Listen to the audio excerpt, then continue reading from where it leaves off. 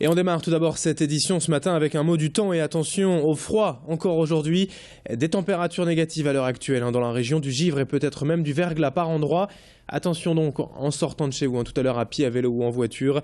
Les équipes de la DIR sont bien sûr intervenues partout cette nuit pour saler les grands axes. Mais soyez tout de même très prudents sur les routes. Les trottoirs aussi peuvent être glissants ce matin. Alors faites bien attention. La météo et l'infotrafic, on en reparle juste après ce journal. L'actualité sociale à la une aujourd'hui également avec la grève des médecins généralistes ce jeudi. En cause de nouveau la réforme de l'assurance maladie, notamment la mise en place du tiers payant généralisé. La mobilisation s'annonce tout de même assez variable avec des secteurs bien plus touchés que d'autres. De nombreux cabinets devraient être fermés aujourd'hui dans la région. Mais l'épidémie de grippe actuellement dans le Nord-Pas-de-Calais pourrait tout de même inciter les médecins à rester ouverts. Ce sera donc au cas par cas aujourd'hui. Plus d'informations à suivre dans la journée sur Grand Lille TV. Au chapitre santé, toujours une bonne nouvelle aussi dans l'actualité. C'était hier la journée mondiale de lutte contre le cancer. Et à ce titre, on évoque ici quelques avancées majeures réalisées récemment par les équipes de chercheurs du CNRS et de l'Université de Lille.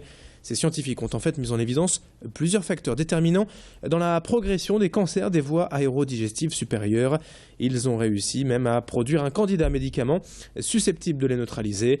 Cette découverte ouvre donc un véritable espoir de soigner les cancers viro-induits, tels que le cancer du foie, de la prostate, du sein ou du col de l'utérus. Plus d'explications avec le docteur Nadira Delem, chargé de ses recherches à Lille et au micro hier de Rémi Pem. Ont été montrés que ces carcinomes du nasopharynx produisaient en quantité importante des exosomes. Ces exosomes, ce sont des petites vésicules qui sont produites par les cellules cancéreuses et qui vont véhiculer en fait un certain nombre de molécules qui généralement sont en faveur de la tumeur et pas très bonnes pour l'organisme. Nous avons mis en évidence un élément important. Nous savons que ces exosomes vont jouer un rôle important dans la croissance de la tumeur et nous développons au sein du laboratoire des outils thérapeutiques qui permettent justement de cibler ces exosomes et de les neutraliser. Et donc voilà tout l'objectif de nos travaux. Une autre info ce matin, en bref, un appel à témoins suite à la disparition d'un jeune de 15 ans, habitant de Gonehem dans le Pas-de-Calais. Antoine a disparu depuis plus d'une semaine et il mesure 1,75 m, il est de corpulence fine. Et la gendarmerie de Lillers a mis en place ce numéro de téléphone si vous avez des informations à son sujet. 03 21 54 24 17. Dans l'actualité également de ce jeudi, le dispositif citoyen vigilant adopté hier à Luhain. Le maire Gustave Dassonville, le commissaire en chef de Tourcoing et le directeur de cabinet du préfet étaient réunis hier en mairie pour signer la convention de partenariat. Après les récentes vagues de voitures incendies dans la commune, la municipalité avait promis plusieurs réactions. Déjà, quelques mesures ont été prises, mais avec ce dispositif proposé par l'État et la police nationale, les habitants deviennent de véritables relais importants pour les forces de l'ordre. Pas question tout de même de jouer au shérif pour les habitants, de faire eux-mêmes respecter l'ordre. Mais avec 70 habitants d'Halluin ayant déjà répondu à l'appel de manière spontanée et bénévole, la ville dispose ainsi d'une surveillance renforcée et d'une présence accrue dans certains quartiers. Explication avec le commissaire en chef de Tourcoing hier au micro de Fanny Bourdillon. Chaque citoyen vigilant a la possibilité d'appeler un référent au sein de la police nationale qui va collecter les informations et après ces informations seront analysées, seront mises en perspective au sein de notre service avec les statistiques de la délinquance que nous constatons, mais également les informations qui nous sont transmises par un certain nombre d'autres partenaires, de façon à ce que nous puissions orienter utilement les patrouilles, mais également le travail d'investigation. À Croix, il n'y a déjà plus de place en vente pour le 8e de finale de Coupe de France mardi prochain contre Concarneau.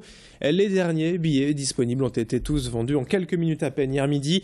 Les premiers acheteurs sont arrivés dès midi devant les grilles alors que les guichets n'ouvraient qu'à 13h30.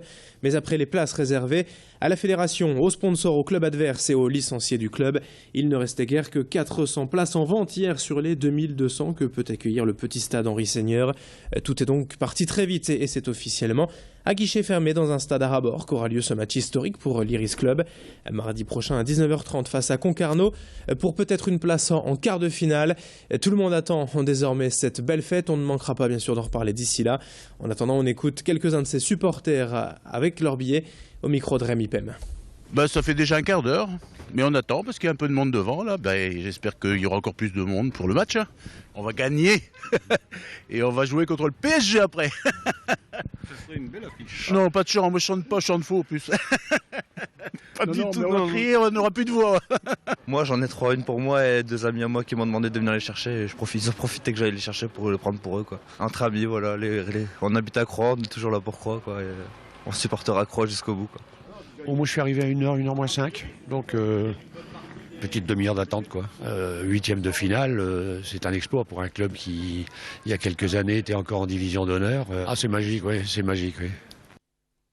Puis on termine ce journal avec la question du jour Grand Lille TV Métropolis. Vous le savez peut-être, les chiffres de la sécurité routière 2014 ont été publiés récemment. Et malheureusement, le nombre de morts a de nouveau augmenté l'an dernier. Une légère hausse de 3,7%.